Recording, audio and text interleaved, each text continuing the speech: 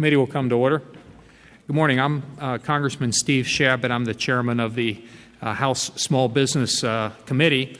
We want to thank you all for being with us here today as we discuss manufacturing here in New York City. Before we get started, I sincerely want to thank our ranking member, Nydia Velasquez, for inviting me to her district to do this field hearing. The two of us have a very unusual relationship that is not seen very often in Washington, D.C. We actually get along and conduct our committee business in a bipartisan fashion. Time and time again, I've been impressed with her tenacity, the tenacity that she has for defending and supporting small businesses, and the commitment she has to fighting for the people of her congressional district. As she has said many times, helping our small businesses grow is not a partisan issue, and we strive to work together in that regard. I also want to thank our colleague Greg Meeks for being here. We've been on the Foreign Affairs Committee a number of years together and have worked very well, and he has that same attitude also, that rather than worrying about the politics of things, he wants to get the job done, and he works extremely hard, and I've seen him every time. We're not the same party, so I'm telling you as somebody who has seen these people operate in action, and they do really a great job for their districts, so I want to commend them for that.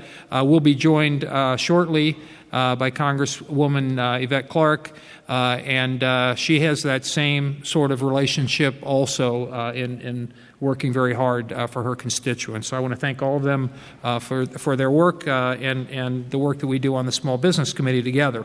My visit is actually a bit overdue. Back in 2007, Nydia was kind enough to come and conduct a hearing in my district, which is in Cincinnati, the city of Cincinnati, Ohio.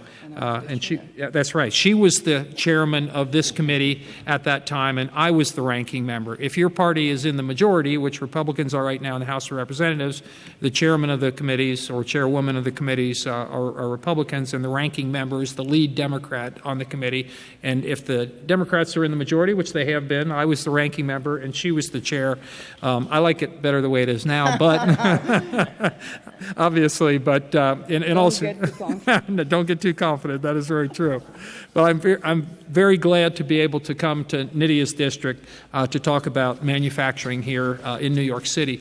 While people often envision manufacturers as giant corporations with huge production facilities, the truth is that the vast majority of manufacturing is done by small businesses, by small manufacturers. In fact, 99% of all manufacturers are considered by definition small. Generally, it's considered below 500 employees is considered in this country a small business, which can be a fairly large entity.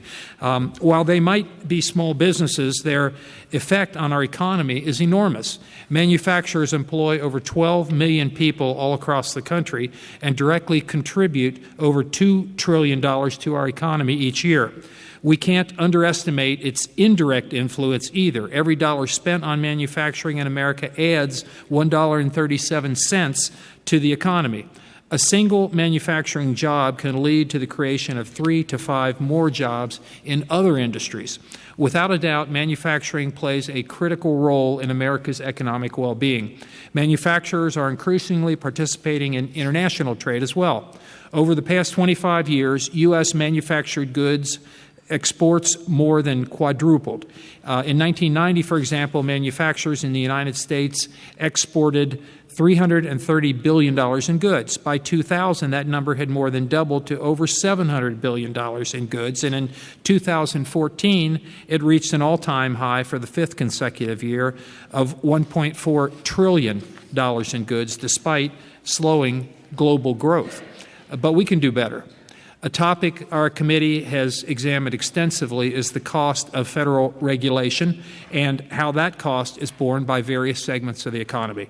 Research has found that manufacturers pay over $19,000 per employee per year on average to comply with federal regulations, or nearly double the $10,000 per employee per year borne by firms as a whole. So small businesses pay a much higher percentage of their revenues in in the cost of regulations than do larger companies. In addition, small manufacturers with fewer than 50 employees spend 2.5 times the amount of large manufacturers. We must work together to eliminate unnecessary and burdensome regulations to help unleash the full capacity of the manufacturing engine. Another challenge going forward is maintaining a skilled workforce. The products we build, the way we build them, and the skills required to do so are different than in generations past. According to the National Association of Manufacturers, over the next decade, nearly 3.5 million manufacturing jobs will likely be needed, and 2 million are expected to go unfilled due to the skills gap. We need to enact education policies that prioritize these new trades and make skills training more widespread, more accessible, and more affordable. Given the importance of manufacturing to our economy, I'm delighted to be here with all of you today with my colleagues here in Congress, and I'm looking forward to hearing all the witnesses' testimony here this morning, and I would now like to yield to Ms. Velasquez for her opening remarks. Good morning. Thank you, Mr. Chairman, and really I welcome you to New York City and want to take this opportunity to thank you for holding this hearing here in New York, and also recognize Joe Hart, very accommodating. I really appreciate it. My colleague Gregory Meeks, thank you for being here too. You have always been a strong voice for manufacturers, not just in the Midwest or your state of Ohio, but around the country. I'm glad we're getting an opportunity to showcase before you some of the leaders in New York business community. And what the chairman related to you before is completely true. My mantra is that when it comes to small businesses, there is no Republican or Democratic approach. What we need is to make sure that we develop the kind of public policy that will enable small businesses to do what you do best, and that is creating good jobs. Across the nation, we are seeing a manufacturing resurgence. Following years of decline, in the last 7 years, U.S. manufacturers added 856,000 workers to the payrolls. Just last month, 29,000 manufacturing jobs were created, the largest month-to-month gain since November of 2014. These are positive developments, with almost 1/8 of our economy rooted in manufacturing. Strengthening this sector is vital to our country's overall economic health and to job growth for working families and the middle class. While New York City is often thought of as a financial and media capital, we also have a rich manufacturing history, and we are also seeing growth in this area. In New York's 7th District and neighborhoods next to it, we have seen some of the greatest manufacturing innovation. The Brooklyn Navy Yard has become a vibrant manufacturing and commercial hub. Today, more than 7,000 people employed in 330 companies work out of the Navy Yard. Creative reuse of this space has become a model for similar projects around the country. As a port city with deep ties to shipping, our manufacturers are well positioned to export products abroad. New York manufacturers sell almost $70 billion worth of goods overseas, and 94% of these exporting firms are small businesses. With exports driving much of manufacturing growth, New York firms stand to benefit, given their proximity to such an active port system. Although this renaissance is promising for our city and the nation as a whole, there remain challenges that are preventing this sector from reaching its full potential. Here in New York, some of these hurdles are unique to an urban area. Other issues are sector-wide, regardless of geography. Connecting workers with employers and addressing small manufacturers' employment needs is a long-standing challenge. Many of Brooklyn's neighborhoods are walk-to-work communities. To the extent small manufacturers hire locally, we can strengthen local economies while generating opportunity for low-income workers. On a broader scale, we must ensure we are adequately investing in human resources. Greater federal investment in science, technology, engineering, and math education will enhance domestic manufacturing.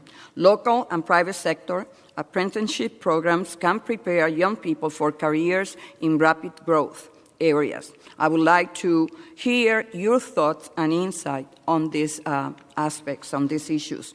Transportation and rental costs remain an ongoing challenge for all manufacturers, but especially New York-based. In the other boroughs, industrial rents have climbed 10% in a single year. Similarly, transporting goods produced in a congested urban market is always more expensive than in rural areas. One reason I have pushed legislation aimed at modernizing our freight system. For manufacturers everywhere, access to capital is a persistent problem. This is especially true for smaller startup firms that are on the cusp of fast growth. For this reason, I introduced the Scale-Up Manufacturing Investment Company Act. This legislation will expand investment opportunities for small and emerging manufacturers, and I hope to hear our witnesses' perspective on it today. All of these and other challenges point to a need for a concerted efforts at the federal, state, and city level. In recent years, House Democrats have united behind the Make It in America agenda, a series of proposals to strengthen and expand our manufacturing base.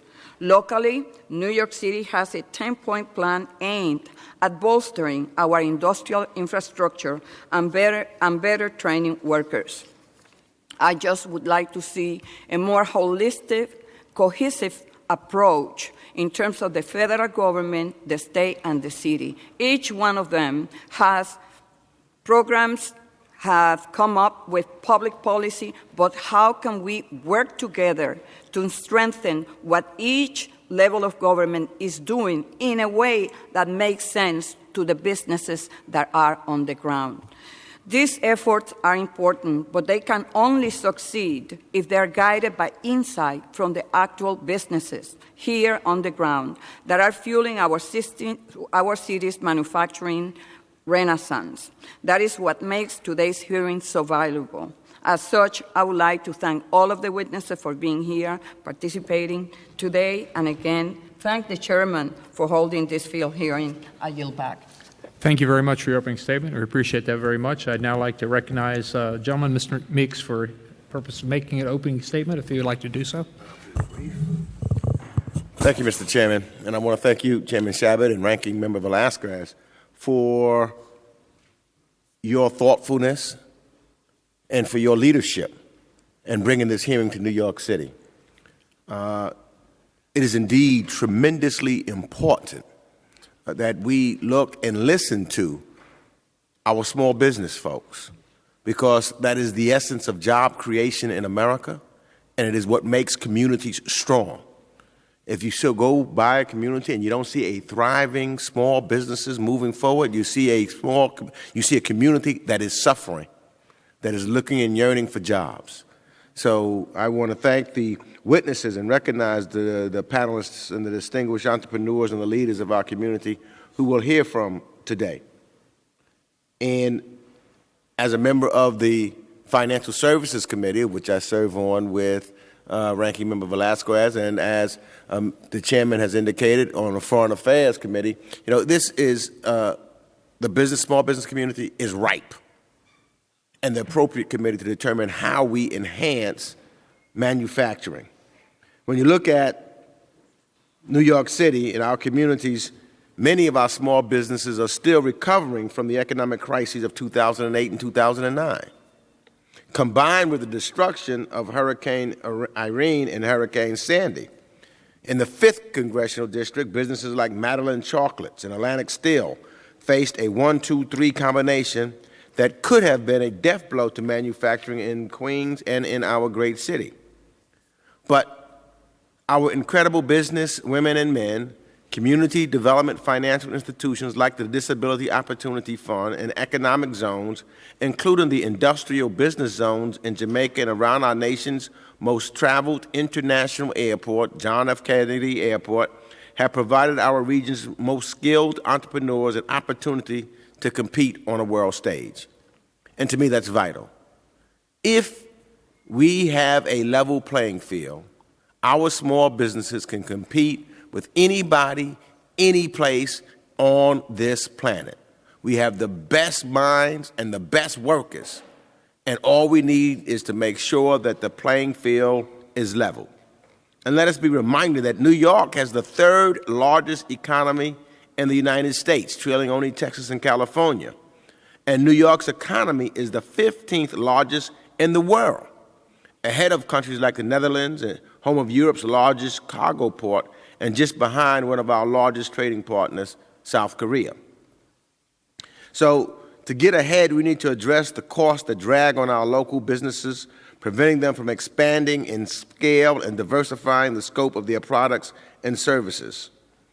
Many of the most significant impediments that manufacturers in Queens and across the city face are the growing cost of overseas transportation and the shortage of high-skilled workers and the shift of budget priorities in Washington that reduced investment in research and development and other incentives that are critical to growing a manufacturing base. Now more than ever, manufacturers face stiffening competition from global competitors. Without policies to buttress the tremendous growth that manufacturing is experiencing in New York and other places, our city may find itself slipping in its ability to provide well-paying, competitive jobs. And I would be remiss if I failed to mention the substantial and important role when I look at small businesses that I think is tremendously important to make sure that women and minority-owned businesses are there, because they contribute positively to the competitiveness in this global economy.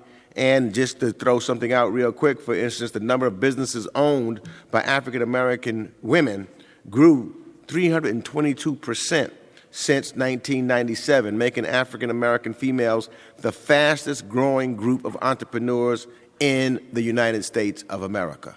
And so we've got to make sure that we continue to focus on that. And as the ranking member said, I'm a firm believer of making it in America and selling it every place else. And so when we look at our policies, and whether it's our trade policies, et cetera, we've got to make sure that we're opening up markets abroad, because some of the markets abroad have been closed to the United States products. And so our trade agreements, et cetera, should be opening up these markets so that we can get our small businesses into these markets so that you can grow your businesses here at home and make sure that there's opportunities thereby to create jobs for people right here. And we need to get the message out clearly that outsourcing is not what you do when you are shipping your goods and your services, your manufactured goods overseas. That's not outsourcing. That's creating jobs here in America. That's what I think that you do and you're looking forward to doing. And I want to know what we can do to make sure that you are successful.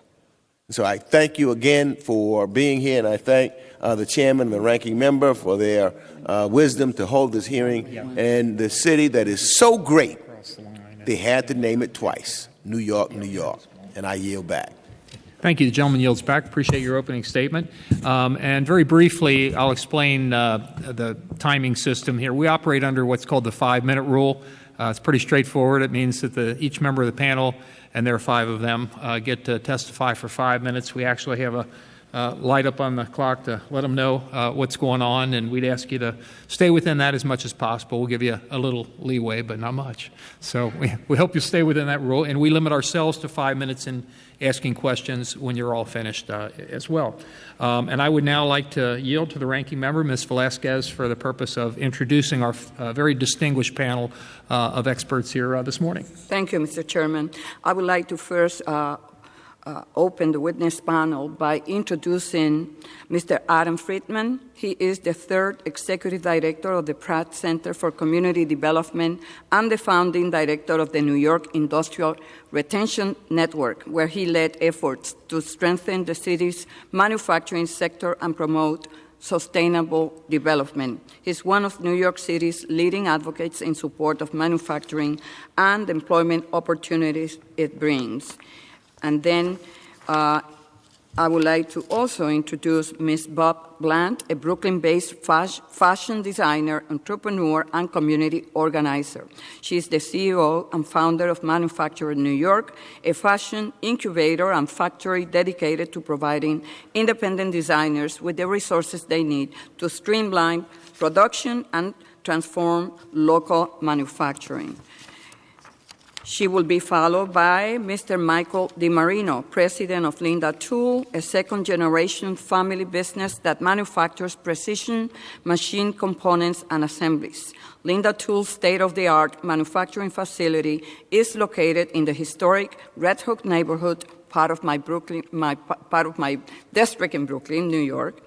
Mr. DiMarino has participated in the launch of Goldman Sachs' 10,000 Small Business Program, as well as the UBS Mentorship Program. Socially committed to the restoration of the community, Linda Tool is also participating in a number of green initiatives designed to promote healthy, sustainable, and safe working environment for its employees.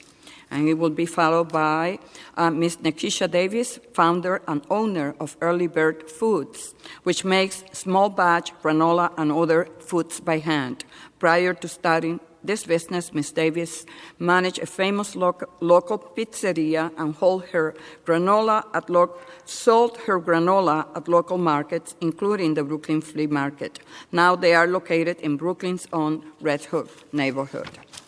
And will be followed by Mr. Edward Jacobs, co-founder and CTO of FXE Industries. His startup company is based in the historic Brooklyn Navy Yard and focuses on advanced motorcycle design, engineering, and manufacturing. With over 10 years of experience, Mr. Jacobs uses an innovative approach to manufacturing that offers greater accessibility to customers. And with that, Mr. Friedman, you're welcome.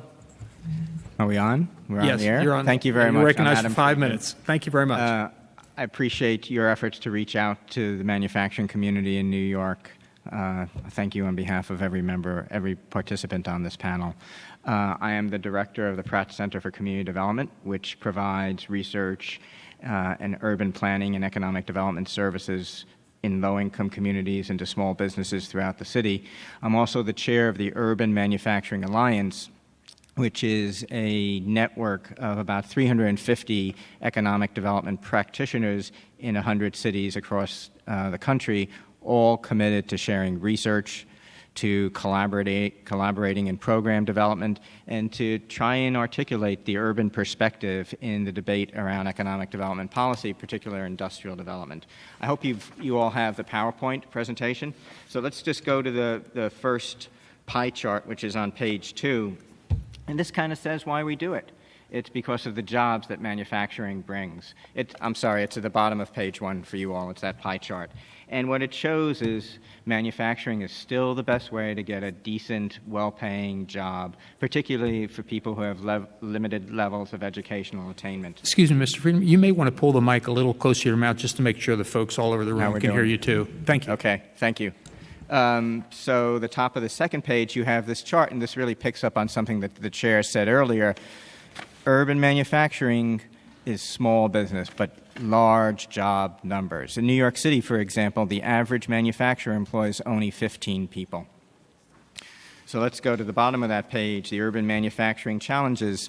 So, sometimes I'll be meeting with a manufacturer and I feel like saying to him something like, run, save yourself, This is a crazy place to do business. Your neighborhood can be rezoned at any point. You have crumbling infrastructure and tremendous conflict for land. And third, even if your neighborhood is not rezoned, it could be converted to a vintage clothing store. So there's tremendous pressure on manufacturers in New York City. And, at the beginning, Congresswoman Velasquez said there are the normal anxieties that manufacturers face, and then there are these problems that are kind of unique to urban areas, and they should have an influence on the program design that we'll talk about later. So if we go to the next slide about the rebirth of urban manufacturing, This is how it's done. We have lost the large companies like Farberware that made pots and pans and Swingline that made staplers because they were large commodity products. They didn't have a real reason for being in a city, let alone New York City. But what's left here are the high value-added producers that have a reason for being here because of proximity to market, proximity to the design talent, to a highly skilled workforce. And today, on today's panel, I think we got some great examples of how the competitive advantages of a city can really work for a manufacturer. Let's go to look at some of the advantages that we have. The next one on high-tech manufacturing. So I want to say at the outset, technology is not the only way to create high value in a product. But high-tech advanced manufacturing is overwhelmingly concentrated in urban areas around the country. This is data gathered by Brookings Institute, and 95% of all the advanced manufacturing in the United States is in urban areas. The second reason for the rebirth of urban manufacturing is cities are the centers of innovation. This is the graphic with the map of the United States. It's number 7, I think. So in addition to technology, design is often critical, and cities are where the universities are. And so, for example, in New York City, New York schools each year award 4,000 degrees in design and architecture. That is a tremendous economic engine. In addition, universities are increasingly the launch pad for entrepreneurs. So, for example, at University of Cincinnati, first batch graduates of the design department apply to be in this incubator, and not only are they launched, but they are hooked up with local manufacturers so that the jobs that are created locally. The last slide on the rebirth of urban manufacturing, 8, which is changes in technology benefit cities.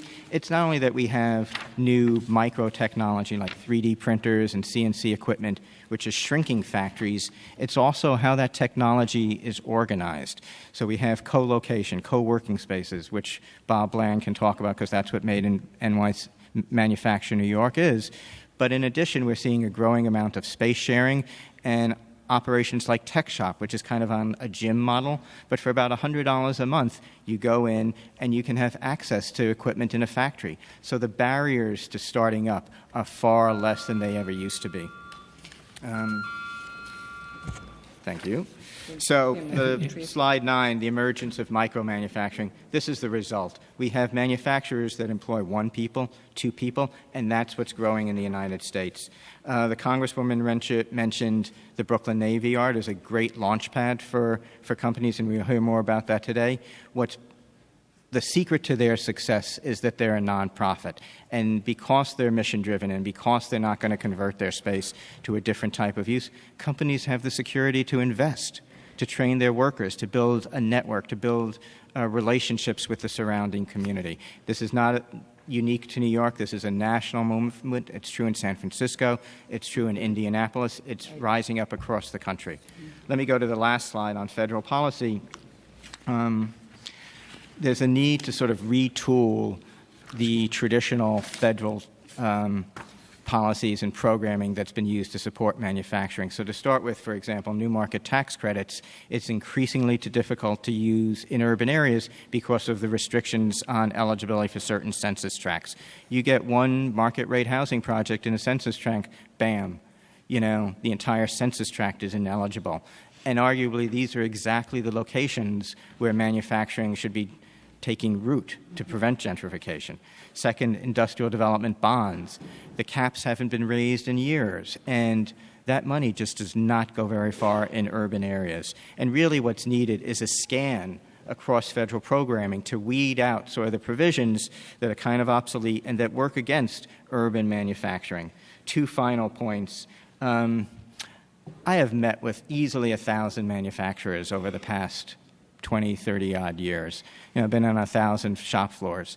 And I can count on one hand the time a manufacturer has said to me, cut taxes and I'll create jobs. Not the issue, at least not the issue for high value-added manufacturing. They're concerned about infrastructure, they're concerned about education, as the chair said at the beginning, and they're concerned about getting their product to market. It's return on investment that's important, not just simply cutting costs. And the last point I wanted to make, because it's kind of counterintuitive, has to do with if you want an entrepreneurial society, you have to provide health care.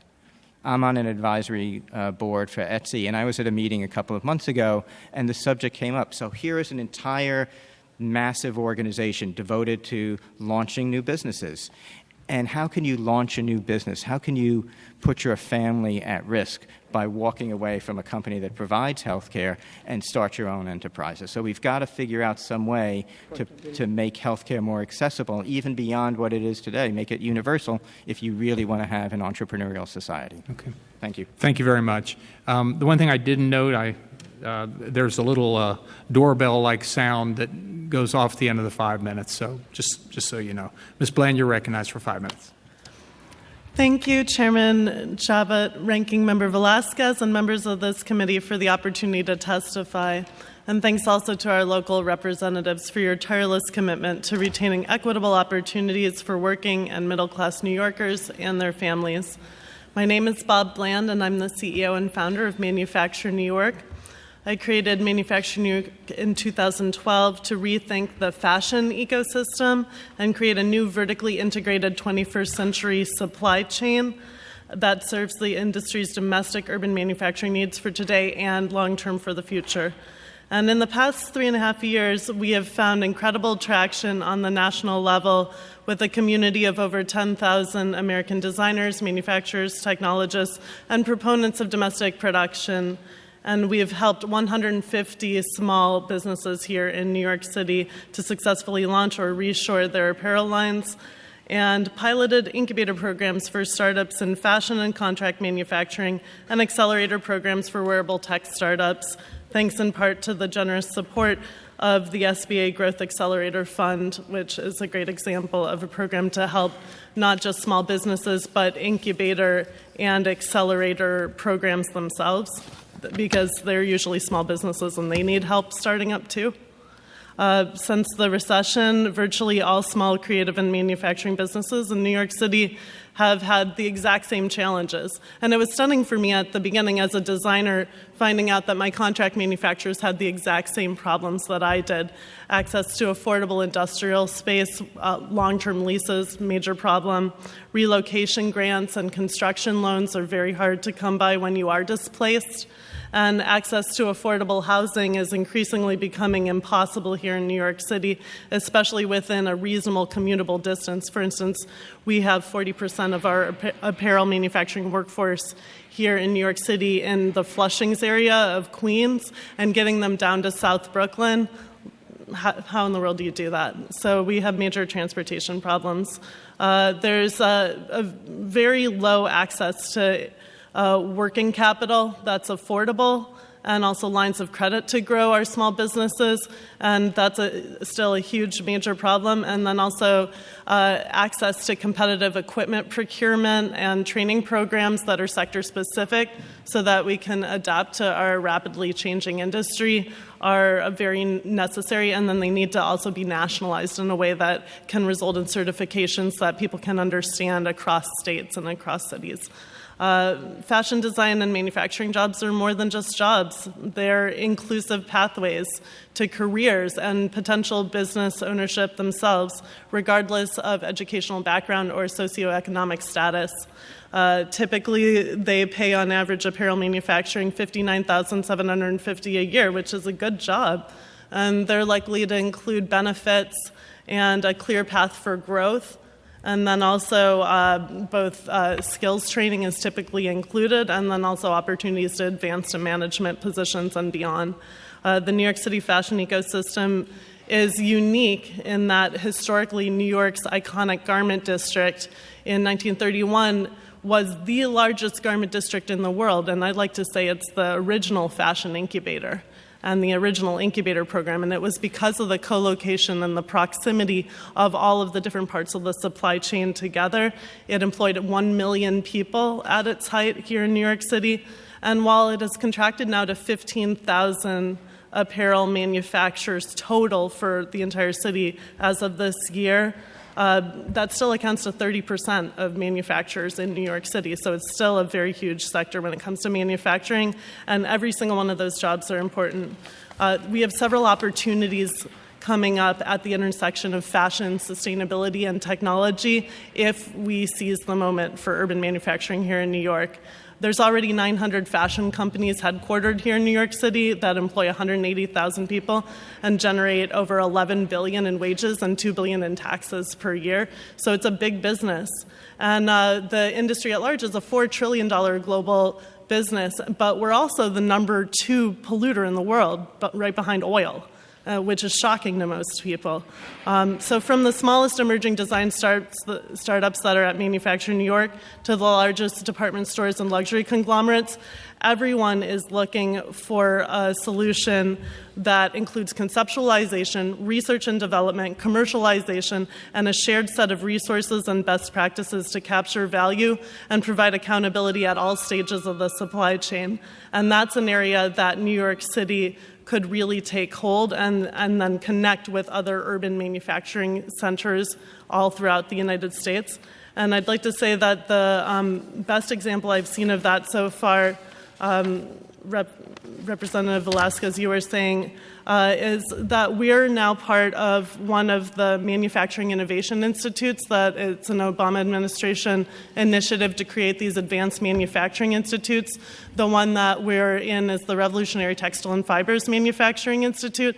And I would like to say that that program, I'd love to give you more information about it, really needs to be expanded to other urban centers because it's a way for us to bring all the stakeholders to the table, all the national educational institutions, all of the state organizations, workforce training, and then to create this network nationally for a specific sector, in this case, the next generation of textiles and fibers. So thank you very much. Thank you very much. Appreciate it. Mr. DiMarino, you're recognized for 5 minutes. We're working? Yeah. Good morning, and thank you all for inviting me to testify before this committee. I'm Mike DiMarino, president of Linda Tool. We're a second-generation family-owned manufacturer of precision machine components and assemblies located in Brooklyn, New York. Linda Tool has been located in Brooklyn since its inception in 1952. Manufacturing in New York has always been so much of a challenge as it has been a blessing. New York has always enjoyed a rich history of manufacturing and cutting-edge technology. I'll give you a few examples. Most people don't realize that New York is the proud home of the Coleman gas lamp mantle, which was invented on Canal Street in New York City. The company today, Navis Global, is still a major customer of Linda Tool and has been since 1964. You might want to pull that again a little bit closer just to make sure everybody can hear. Thank you. It now produces high-tech cloth processing equipment, and Linda Tool makes components that no other company has ever made. New York was also home to the largest manufacturer of window envelope machinery in the world, F.L. Smythe, located on West 44th through West 48th Street and West Street in Manhattan. This was a cutting technology in its day. The Bomber Hinge Company, which probably most of the doors in this room have on them, was also located in Brooklyn. And AMF, the maker of bowling alley equipment, was located in Brooklyn, now houses Lutheran Medical Center.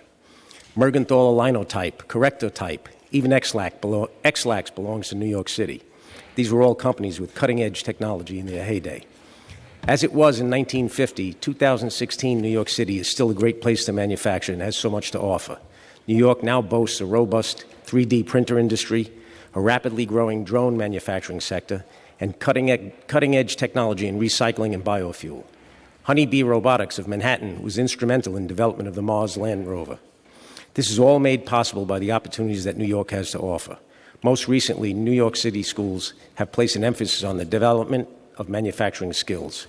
Linda Tool recently hired 2 graduates from City Tech who went through their manufacturing engineering curriculum. These 2 new employees have the skills necessary to help Linda Tool move forward in the next phase of manufacturing. Their skills acquired in school, coupled with Linda Tool's old world training, is already paying off with some great advanced technology capabilities. The schools are on the right track but need more hands-on training in their curriculum, as this would make graduates much more job-ready. I personally would love to see an apprenticeship program for the manufacturing sector in place in the future.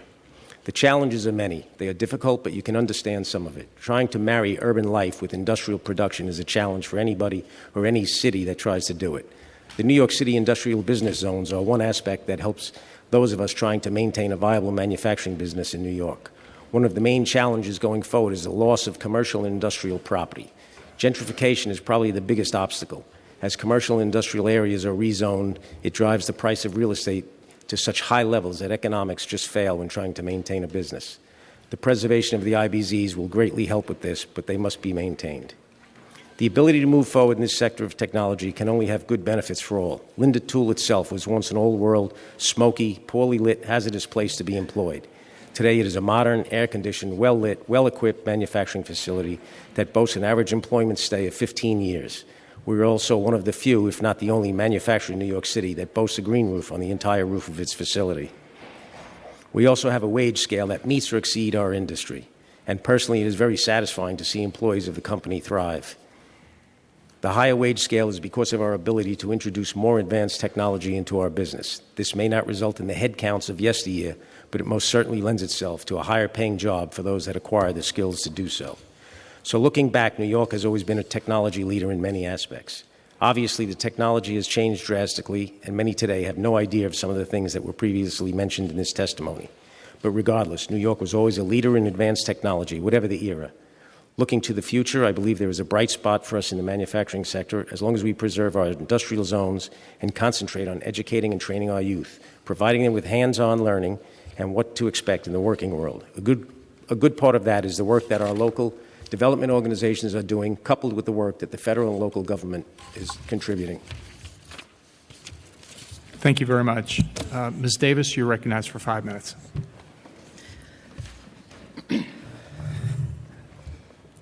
Good morning, Chairman Chabot, Ranking Member Velasquez, and also Congressman Meeks. I am honored to be here today to testify. My name is Nikisha Davis. I'm the owner of Early Bird Foods in Red Hook, Brooklyn. We're a very small manufacturer of granola and granola bars. As Ranking Member Velasquez says, I started the company when I was managing a restaurant in Brooklyn called Franny's. I brought granola into coworkers, and there was kind of like a small cult that was formed, and it was within a year that I was a full-time granola maker. To say that I had no idea what I was doing is like a giant understatement. I've been fumbling into being a small business owner every step of the way. And I feel like I'm at a table of people who are so articulate and know exactly what they're doing. And I am learning every day, and every single day I learn how to be a better business person. And I think I'm definitely not one of few. There are a lot of people that are in the same industry as me that are kind of doing the same thing. So we now have 6 full-time employees, 2 part-time employees. We have many selling channels. We distribute our goods throughout the United States, very soon to China, Japan, the United Kingdom. I sell direct to a lot of stores in the U.S., and then also we have pretty good website sales. I think we tapped into something that was very familiar that we approached in a unique way. I developed a palate through working at some of the best restaurants in New York that allowed me to kind of approach granola in a new way and how to make it. It's been very successful. Within the first 3 months of my business, I was on the Martha Stewart Show making granola with Martha. I had a write-up in the New York Times, New York Magazine. I was on the shelf at Whole Foods. That was my second account, all because of the community that I've created through working in restaurants and food with chefs and wonderful people here in this city. At that time, it felt like small food manufacturing in this city was in its infancy.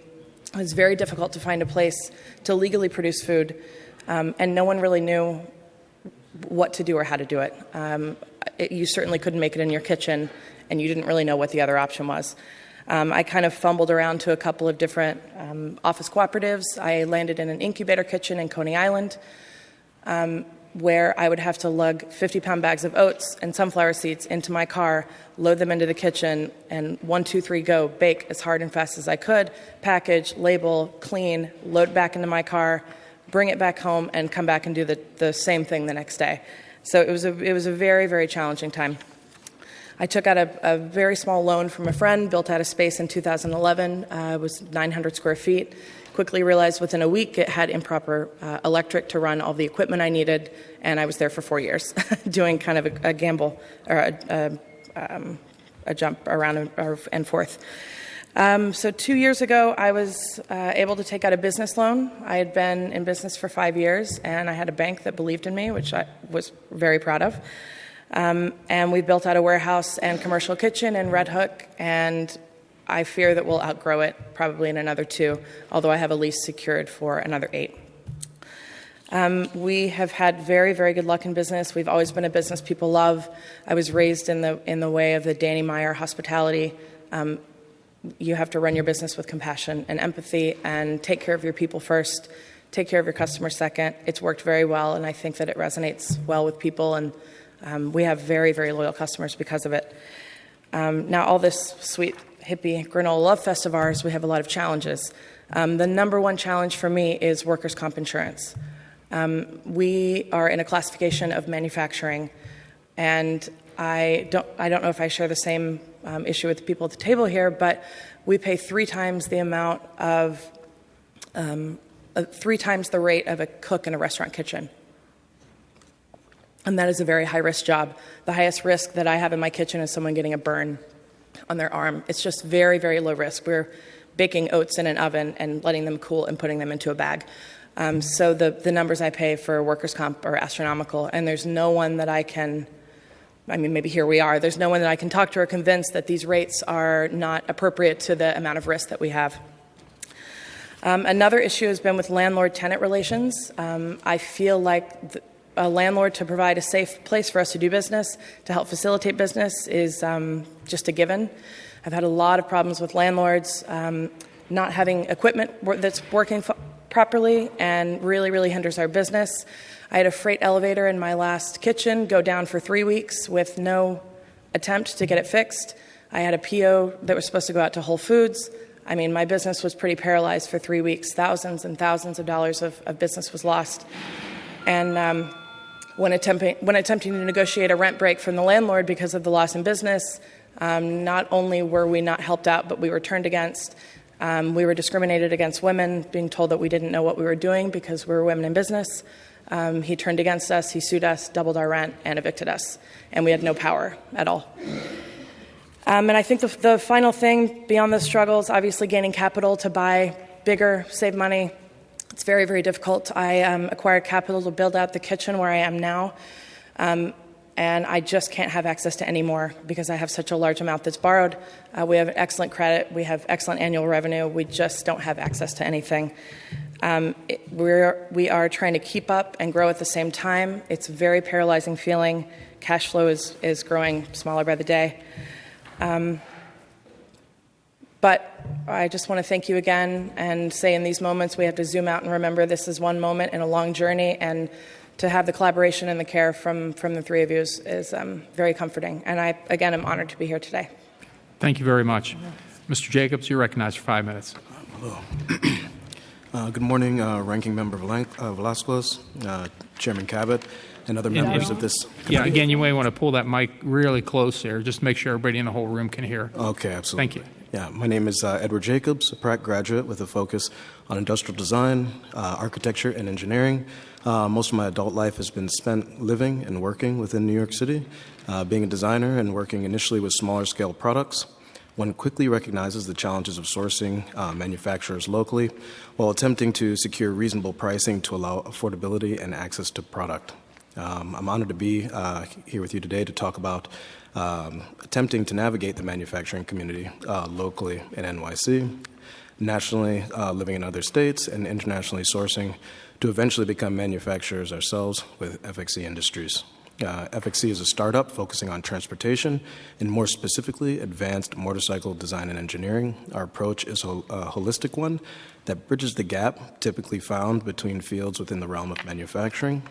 This is a modular approach to large-scale manufacturing that allows us to circumvent some of the pitfalls of highly specialized niche employment, and in turn allows us to train and foster greater technical manufacturing abilities in-house. This approach will allow us to offer accessibility of product, so we may open up the market to a significantly greater number of customers. We are in the process of securing 50,000 square feet of design, engineering, and manufacturing space. This opportunity to grow to a 100-plus team has ultimately been afforded to us by the Brooklyn Navy Yard. I initially became a tenant of the Brooklyn Navy Yard through New Lab. It's where I grew my first design and engineering company, D&I. New Lab is a great example of an entity that is helping enable very substantial evolution in specialized manufacturing. A good example of this is D&I's design, engineering, and sourcing for the Low Line, an underground park to be located at the base of the Williamsburg Bridge that has many challenges in its initial stages to be completed. This is an example of a potential large-scale architectural project with global implications. The entire project has been designed, engineered, sourced, and manufactured, all in New York City. The basis of this project being support of plant life and public space below the surface of the earth is a great example of the full spectrum of manufacturing and tremendous social impact New York can foster. This correlates directly with FXE, with what FXE is attempting. Choosing to operate here in NYC with the sheer density and diversity will allow us a fantastic base of talent, younger, older, from all fields and walks of life to pull from. Being a new manufacturer and being supported and supporting establishments like the Brooklyn Navy Yard makes us very hopeful for the new positive city building manufacturing efforts growing within the 21st century in NYC. I think a lot of the challenges that we've had have been finding funding outside of private funding. It seems as though a lot of the funding or the establishments were treated more like the same way kind of treatment we'd get from a bank. I think there needs to be a development of a different spirit in lending where maybe people can actually view the business plan, make competent decisions so that startups, smaller entities can actually get capital to grow. Yeah. And there's one other educational kind of gap that I see personally because of a background in industrial design and in engineering. There isn't an educational element that bridges this foundational gap that you've seen throughout the years. There's definitely a rift. And so I think there's an opportunity there in New York to bridge this gap. I think with what we have educational kind of institutional-wise, bridging the gap between a few of them can really open up a whole new industry. Thank you very much. Totally honored to be here. Really appreciate the time. Thank you very much. We want to thank all the members of the panel for their testimony, really excellent testimony from each one. I would now like to turn to the ranking member and allow her to ask her questions first. Thank you, Mr. Chairman. Ms. Bland, why do you choose to locate your facility here in New York City, and what advantages does your business have over others because of its location? Well, we're located in Sunset Park at Liberty View Industrial Plaza, which is a development by Salmar Properties. The reason we locate there is because Sunset Park is a walk-to-work neighborhood that it has many, many people who are already familiar with manufacturing. It's primarily a Latino and East Asian base, so a lot of these folks already have apparel manufacturing skills. And so it makes it much easier for us to hire people. And then the reason for New York is because the fashion industry is iconic to New York City, and there's already so many skilled people. Also, closing the loop and having all the designers, all of the development, and then also the sampling, the pattern making, all of it right in New York makes so much sense for these brands, and it's getting to make more and more sense. Like, for instance, we just picked up Calvin Klein as a client. That was not something that we were expecting to happen this soon. Because they're starting to pay attention to, we need to do our development closer to home. And so New York City has a really incredible opportunity there. Also, for all of our startups, having the access to the major media outlets and having all of the really good press, it very much helps startups to get the word out about their new products and their new businesses, as well as Silicon Alley, the new fashion tech scene, the wearable tech scene. And, we're not seeing a lot of venture capital go into anything besides tech anymore. And so we have to take advantage of the fact that we are a fashion capital and make sure that there's not a bunch of money being sunk into ugly products that don't make sense and don't work for the customer, and that no one in fashion has been consulted on them. And instead to work with companies and work with VCs to ensure that they're employing the local workforce and that everyone can take advantage of this opportunity. And that's going to require a lot of STEM training. That's going to require a lot of engineering, science, and other training to be combined with commercial manufacturing. And we see a next generation of jobs there. Thank you. Thank you. I'm so proud that we work to prevent that building from being sold in. We're so put grateful into the auction. Thank you for your support. Sure. Mr. Jacobs, there is a large and growing gap between idea conception and sustainable sales that every manufacturer must go through, the valley of death. Bridging that financial gap is critical for success, but often funding for companies at this stage is difficult to secure because of the inherent risk. Can you describe your difficulties in obtaining financing at this stage? Yeah, absolutely. A lot of the challenges have been, since we don't have a lot of assets to leverage, that borrowing can be very difficult. We've actually tried multiple ways to secure financing. Most of it has been from independent private financing, but we also have gone the EB-5 route. But there seems to be a large challenge because EB-5 funding seems to focus more so on real estate endeavors because of their inherent lower risk.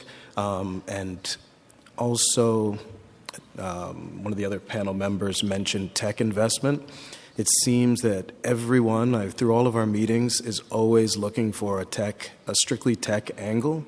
Almost looking for a very quick return like a Google or, some type of explosion because of some tech industry thing. I don't know if it's because of a lack of understanding about some of the basic things in hard product design and manufacturing, but there seems to be, kind of just the rose-colored glasses effect in the tech industry that people are very much looking for a quick return.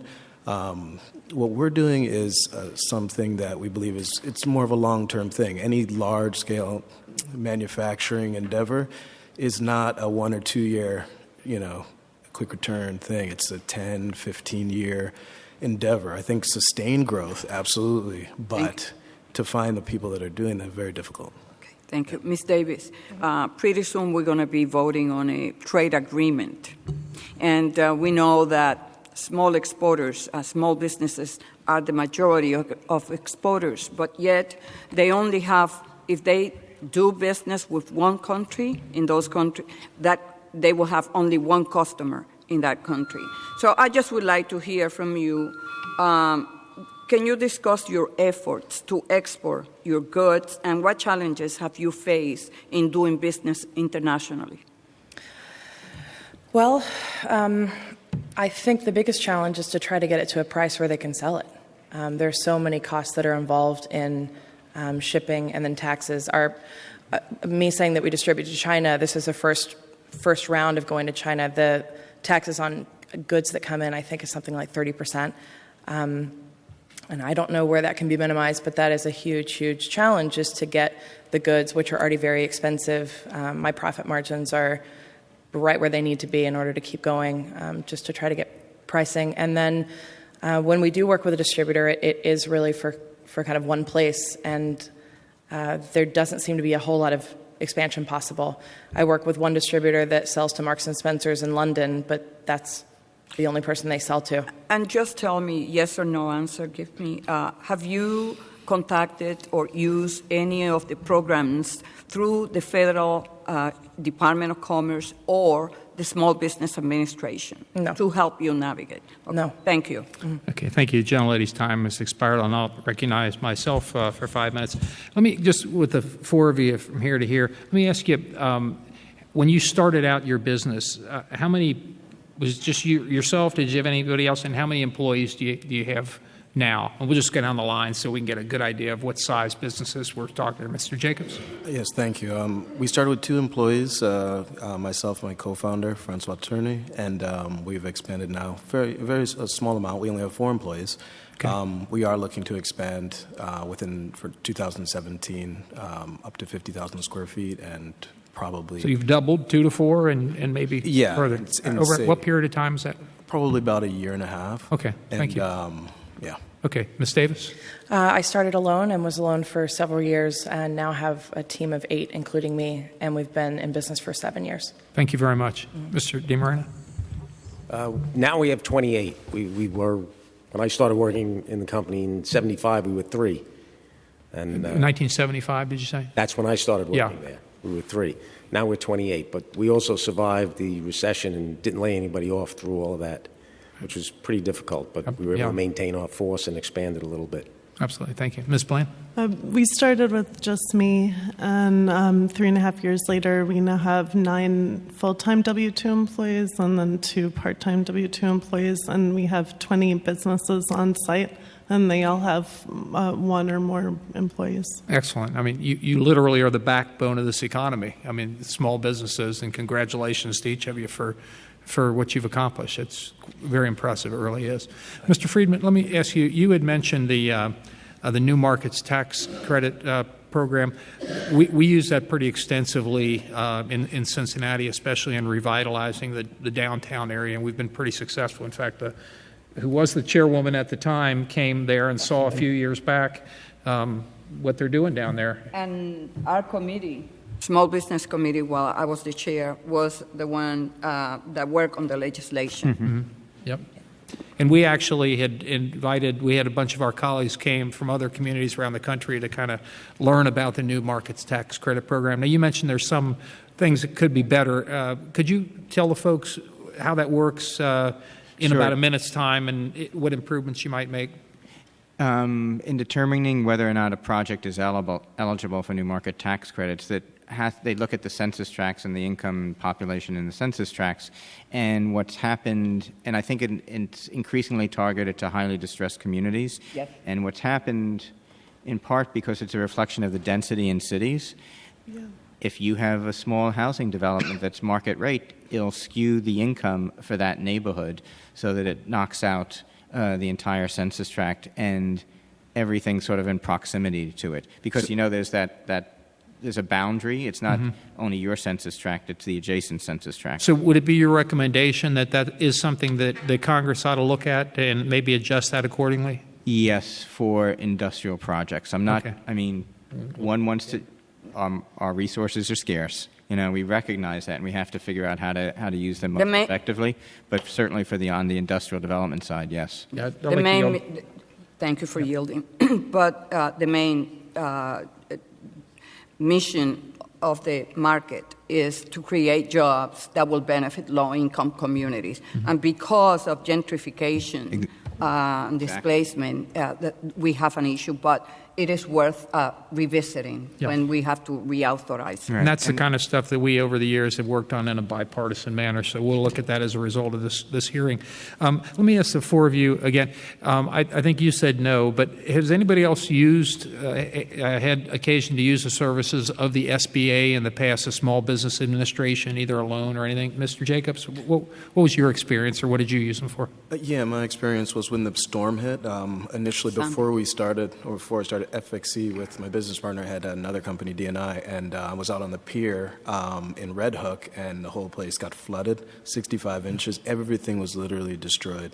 So I was able to get an SBA disaster kind of loan to continue. Speaking of that storm, by the way, Ms. Velasquez was able to get some legislation passed through Congress that has a dramatic impact on that, I think. Did you want to talk about that, Nidhi? Thank you for that. What we found was the fact that the decline rate of disaster loans was extremely high, and I asked for the GAO to conduct an investigation that basically validated my worst fears, that too many loans were declined.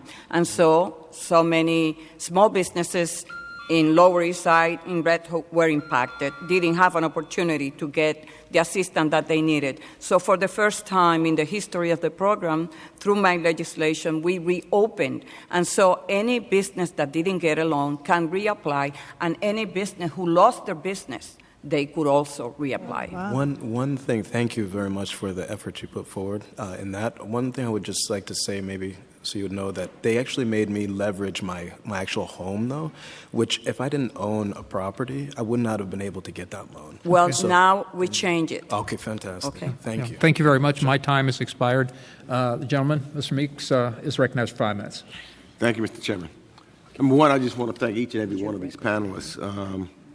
Extraordinarily, what makes America America.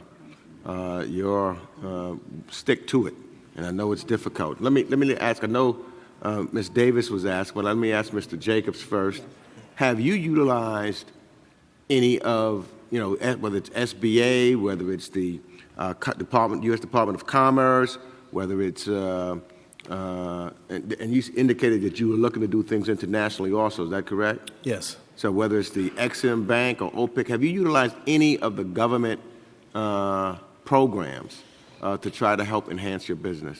In FXC, there are a few things that have been done. I am basically behind the computer doing all the engineering of the components and everything. We have a different entity in our company that could probably speak a little bit more. Could you pull that mic again a little closer? Yes, sorry. Thank you.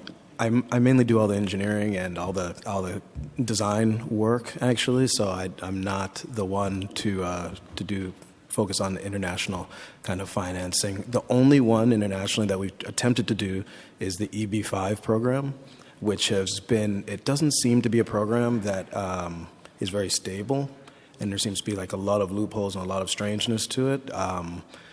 And again, it focuses more so on real estate and very low-risk investment, where we need that to be kind of them to be able to take a higher risk, and invest in companies like ours.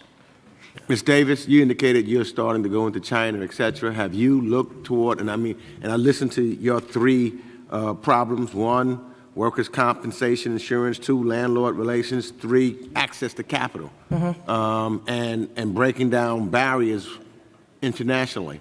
And I think that, as indicated by Ranking Member Velasquez, whether trade agreements that we're looking at, whether or not they break down some of those barriers. My question, have you looked at Ex-Im Bank, for example, or OPIC, or any other government, using the U.S. Department of Commerce, as they have a program, or the Chamber of Commerce? I don't know if any of you are involved in the Chamber of Commerce, whether it's the Brooklyn Chamber or the U.S. Chamber. Have you utilized any of those entities to help you to grow and to move forward with reference to the company? I haven't really, and honestly, I'm not too aware of what is available to me, and I think that is simply because I spend most of my time chasing people for money to pay my Amex bill. To be completely honest, to even imagine spending enough time to devote to get into one of their systems or one of the programs, it seems overwhelming, and maybe it's not, but I haven't ever because of that.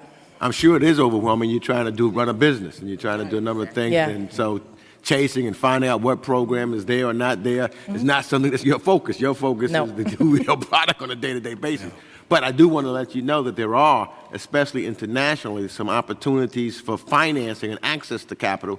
We've been putting, after a very tough fight as far as the reauthorization of Ex-Im Bank, to make sure that they are catering to small businesses to help them do exports. And so I wanted to bring that to your attention. And Mr. DiMarino, let me ask you, you've been in business a long time. Have you utilized any of the government services and the government programs that may be available to help you enhance and grow your business? No loans through the SBA, but we were able to put our green roof, through the good graces of Congresswoman Velasquez, on our facility with the federal grant, which was quite a project and Ms. turned out Bland? very well. Same question. I'm just trying to get a bit of Yeah, so we've won a couple grants from the SBA to run our incubator program, and then to expand our incubator program to include contract manufacturers. So that we're very grateful for that. Also, we were asked to come down and talk with SBA about the importance of having a classification for micro businesses instead of I was astonished when I found out originally what the definition of a small business was for the United States.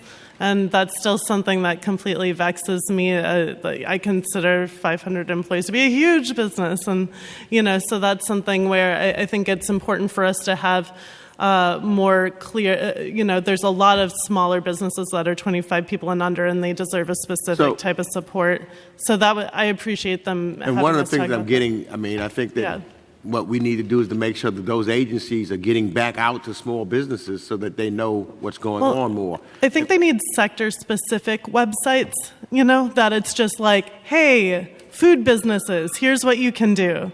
Hey, fashion, here's what you can do, and have it be completely separate and regimented and clear. Let me just ask them, I know I'm out of time, but Ms. Bland, you shook your head that you had worked with chambers of commerce, whether it was the Brooklyn Chamber? Yeah, I love the Brooklyn Chamber of Commerce. I can't believe how well they've outreached to small businesses, to hiring.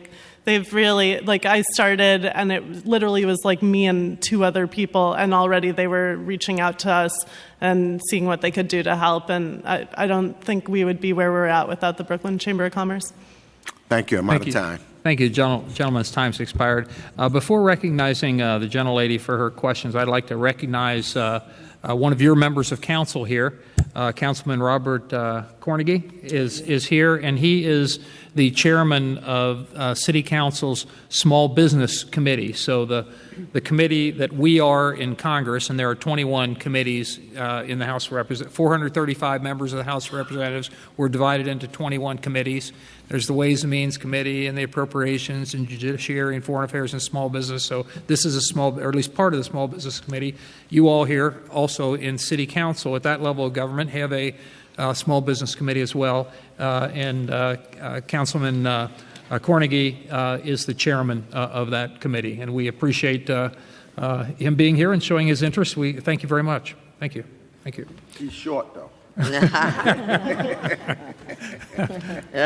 I'd now like to recognize the gentlelady from New York, although all my colleagues are gentlefolks from New York. Ms. Clark, for 5 minutes.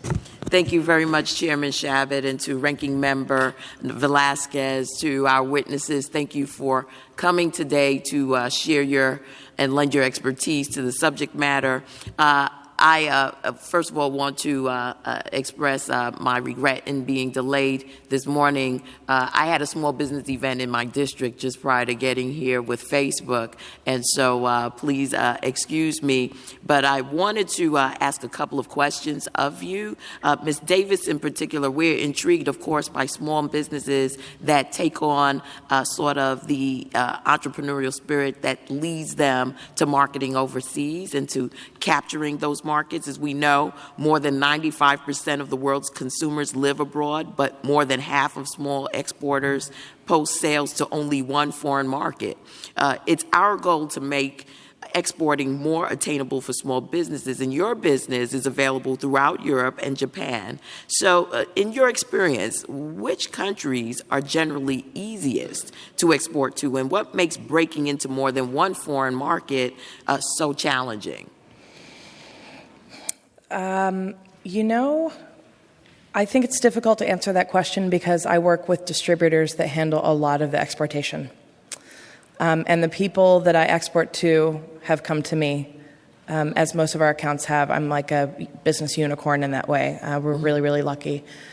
I don't know that I have a good answer for you.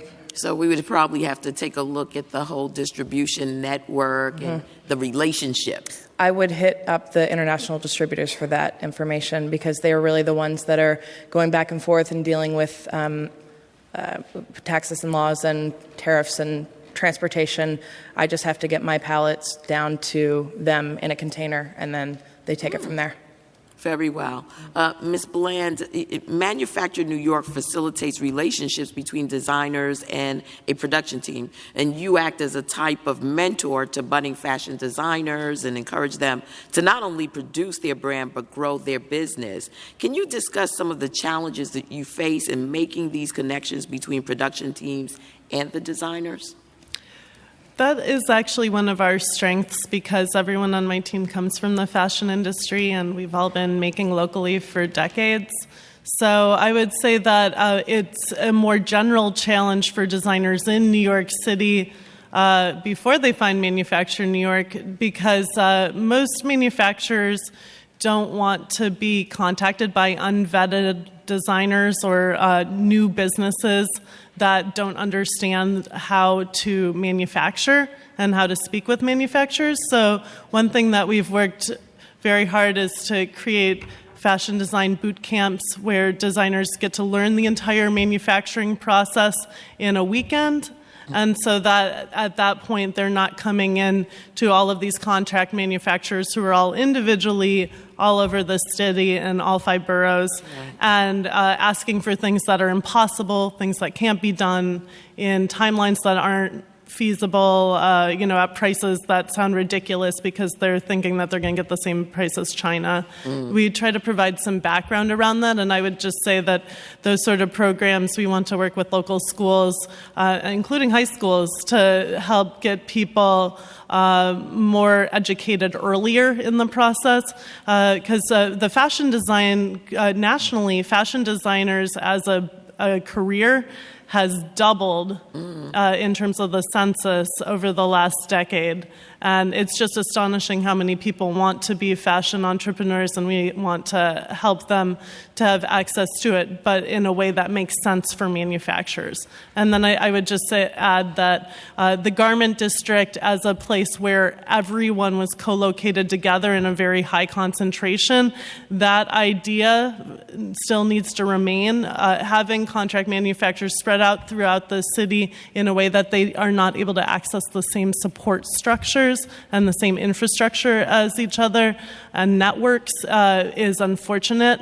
And that goes for everything from hiring to equipment to systems to grants to you name it.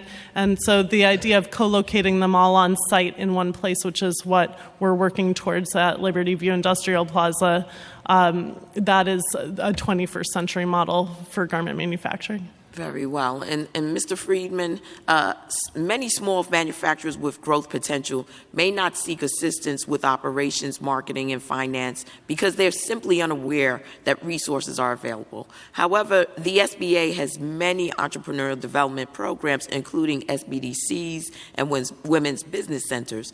What can we do to increase the awareness among small manufacturers of the SBA's business counseling services?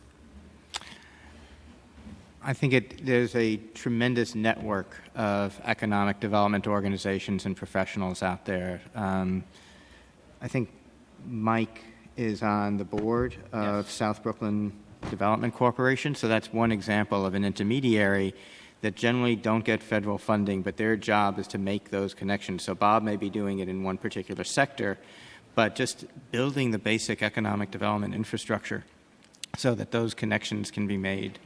And maybe there's a federal funding opportunity or just some acknowledgement about the need for that strata of intermediary. Very well. Thank you, Mr. Freeman. Just to acknowledge very quickly Mr. Meeks and, of course, our Councilman Robert Cornegy. Thank them for being a part of today's proceedings. I yield back, Mr. Chairman. Thank you very much. The gentlelady yields back. And we're going to go into one more round of questions here. And I'd like to recognize the Ranking Member, Ms. Velasquez, for 5 minutes first. Thank you, Mr. Chairman. Mr. DiMarino, as more manufacturing work moves toward automation, workers need advanced education to operate the machinery that produces highly technical goods like computers and aerospace parts. And these jobs also command higher pay. What are your challenges today that you're facing in that regard? The challenges are really the training. I don't think it's so much of a higher education. It's one's ambition or willingness to learn and apply themselves to it. So, like I said in my testimony, we hired two young people from City Tech, and first young lady came in. And she wanted to program my CNC machines. And she never did it in her life. So I interviewed her, and I could just see the fire burning in her belly. It was standing right in my face. So I called my foreman. I says, Dave, take Anna around and show her. He says, oh, what do you want to hire somebody else in the office for? It's too much overhead. Just take her around and talk to her. He came back in a half an hour. He says, hire her. You could just see she just had a hunger for it. And we sent her for training, and now she's programming 5-axis machines. It's unbelievable. I mean, it's tremendous. So it's not, someone doesn't need years of education. I mean, she put her time in an education, but not advanced education. Yeah. But it's the willingness to learn, and you have to have an interest in it. Mr. Friedman, so many times we meet with businesses, and when we ask them what is the biggest challenge that you're facing is the lack of trained workers. Mm-hmm. What kind of role do you see for the federal government and at the state level that we could be doing more in terms of learning opportunities for our workforce? One is an expansion of something you're already doing now, having to do with support for community colleges. Mm-hmm. Could you pull that mic again a little closer? Sorry. That's all right. Just growing support for community colleges, but also to shifting to an apprenticeship model or providing additional funding for apprenticeships. One of the things that the companies often say to me is that they would prefer to do the training themselves. And because manufacturing is essentially a small business, the diversity of skills is tremendous.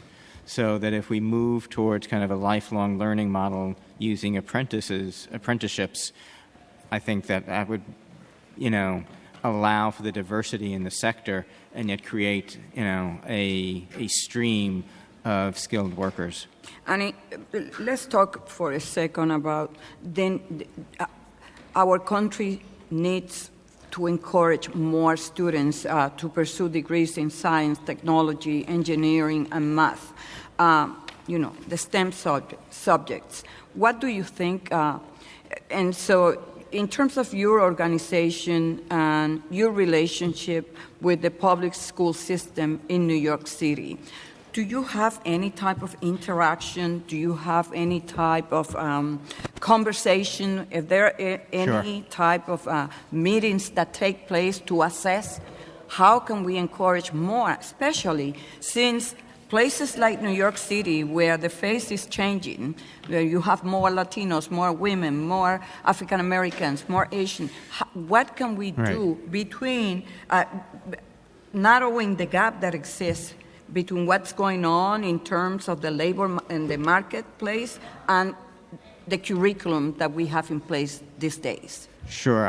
I'm not sure I can offer, the big answer there, but to bring something together that I think a bunch of us have talked about is how to co-locate different types of services. And workforce development and education is always the odd man out. And maybe that's a function of funding streams that's distinct from economic development, but really there's a tremendous silo between our economic development organizations and our workforce and labor organizations. So one of the things that Pratt is working on with the Brooklyn Navy Yard, with City Tech, with the Board of Ed, the Department of Education, is to co-locate a whole bunch of those facilities in the Brooklyn Navy Yard. And we're in proximity to a number of NYCHA developments. Mm-hmm. So the idea is to make it as absolutely seamless as possible.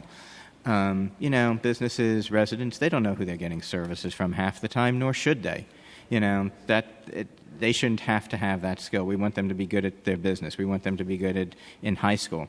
Pratt Institute already brings about 200 students to campus every Saturday to do STEAM education. And we're trying to link that moving forward with a CTE school that would be located at the Brooklyn Navy Yard so that you can get a real seamless integration of training and resident employment and business development.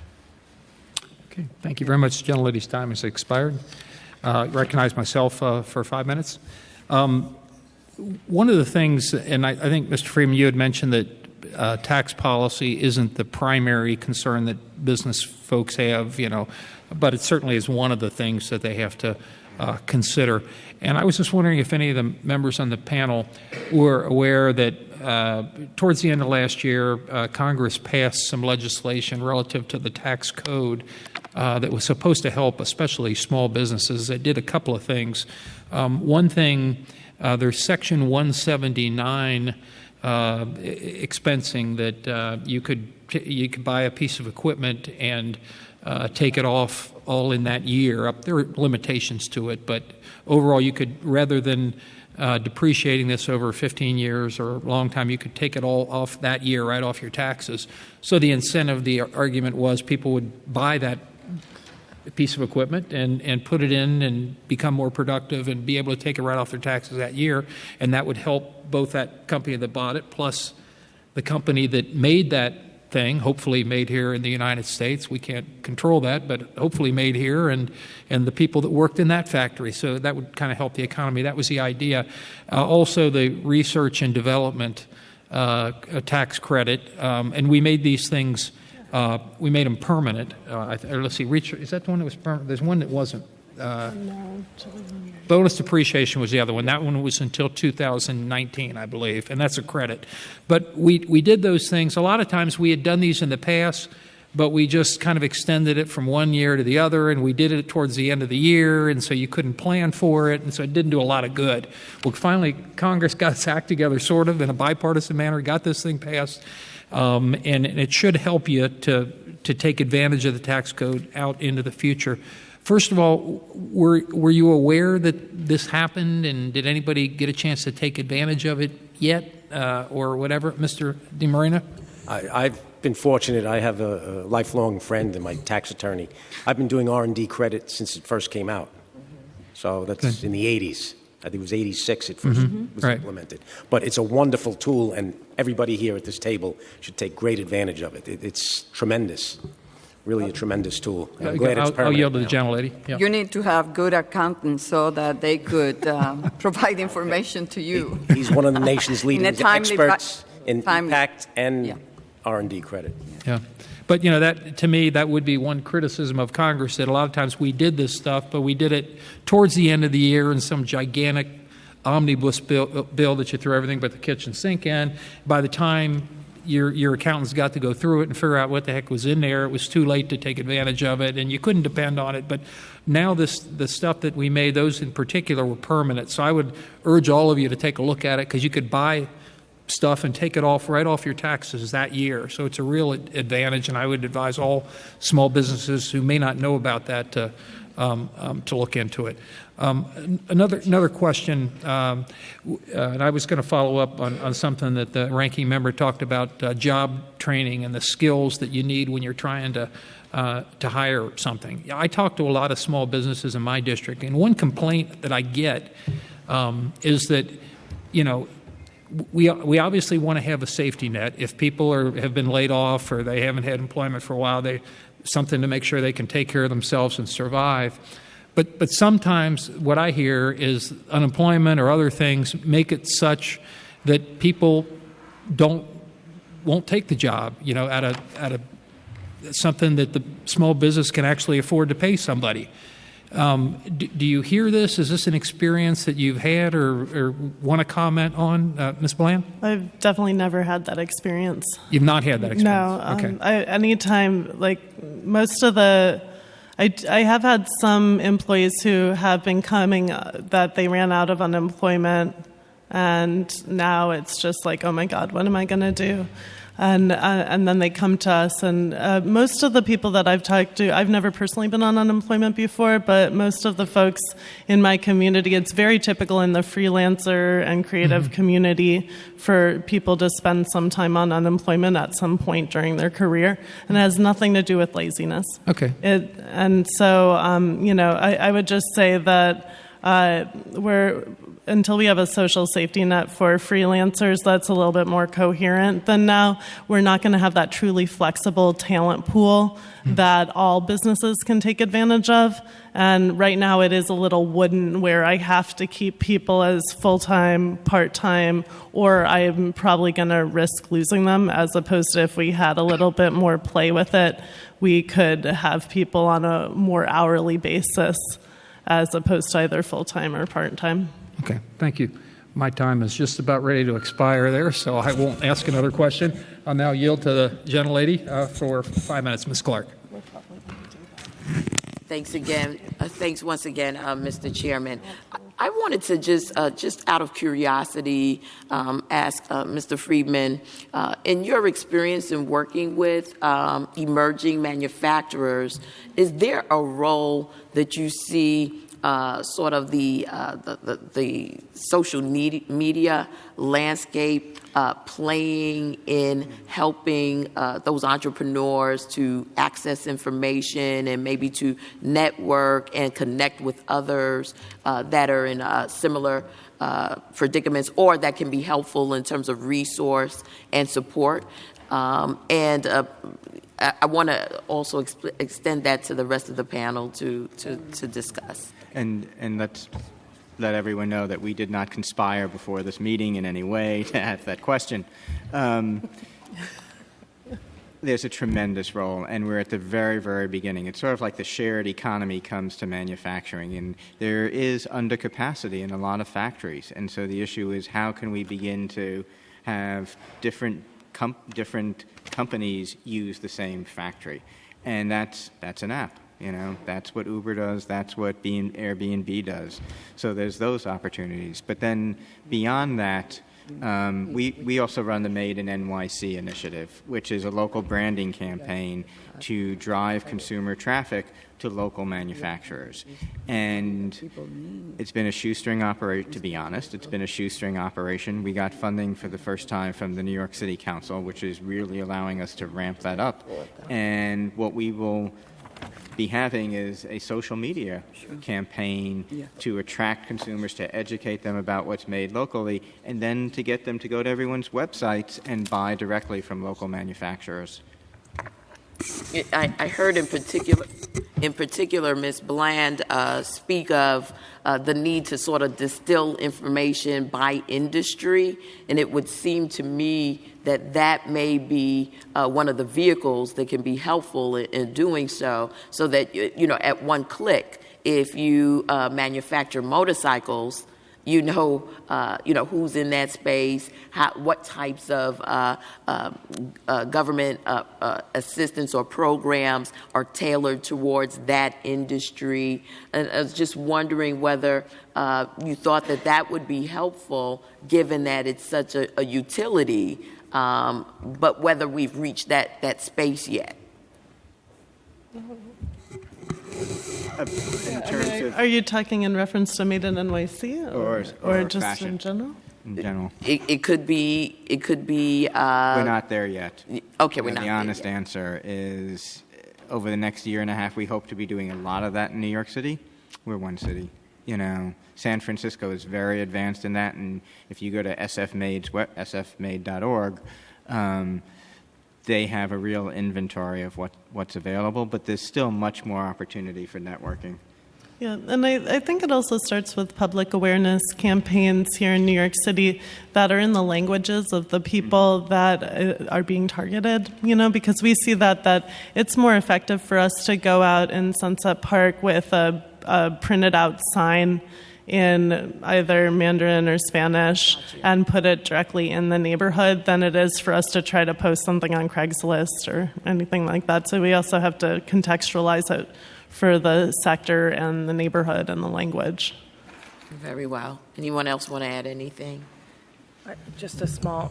When you said bring it into the language of the people who it needs to apply to, I actually thought you meant the difference in governmental language and the language of most people. That's a good Right. point. I am not in government. I'm not anyone that's involved in government. And anytime things are simplified, bullet points to bring us into programs is so easy. And a good example of this, I think, is Oscar Health Insurance. Mm-hmm. It's a health insurance company that basically makes things click, click, click easy. There's a picture, there's a big button, there's an app. It's so easily accessible. I feel like you would just attract a lot more people to these programs if it were simple. What they call plain English. Yeah, make it like a kid, whatever you need to do. Very well, very well. If there's no other answers, Mr. Chairman, I yield back. Thank you. Before coming to Congress, I was a lawyer, and if we made it too plain and simple, we'd put them all out of work, though. And I'm sure that you wouldn't want to see that, right? No, I'm sure we probably would. But I can just say this has been extremely helpful, I think, to all members that were able to be here today. And I'd like to yield to my colleague, Ms. Velasquez, if she'd like to make a closing statement or a closing point or two. Thank you, Mr. Chairman. I really appreciate you taking time to come and listen to the people, the businesses that are creating jobs, and to see what the challenges are, what is working and what is not working. Mr. Friedman, you raised the issue of the tax credits. We will be revisiting that. Thank you. Jacobs, I'm working on legislation that would allow for private capital equity to invest in startups like yours, but to structure that type of investment in a way where you don't have to start paying back right away until you reach or you put your product into commercialization. So, and that will be a federal program that will be geared toward manufacturers in the United States that lack the kind of liquidity and capital that will enable you to continue to work on your business, especially those emerging businesses that are lacking the kind of liquidity and capital that you need. And because it's not affordable. So how can we, the federal government, incentivize with matching funds to create those type of companies like SBIC, but where you don't have to pay back immediately like if you have a traditional loan. So this has been very helpful. I really appreciate you all taking time out of your busy companies and businesses to be here with us. Mr. Chairman, I yield back. Thank you very much. Gentlelady yields back. And I just want to, as chair of the committee, thank the Council of New York City for opening up their chambers to us today to let the United States Congress come here and use these fine historic facilities. We do appreciate it. We appreciate the folks here in the audience and especially the panel member here for their testimony. This has been very helpful to us. We'll take what we learned here back to our colleagues in the Congress, and hopefully we'll do whatever we can to help to improve the climate for especially small business manufacturers in the United States. So thank you very much, and if there's no further business to come before the committee, we're adjourned. Thank you. Thank you. Yeah, absolutely. No, but I was going to ask you actually. Get it. Okay, yeah, please. Get it. It captures so many dollars, and I don't know if you're not profitable, you can use it as a carry forward. Really? So Okay. it doesn't disappear. Please, it'd be fantastic if we could speak. Yeah, let me.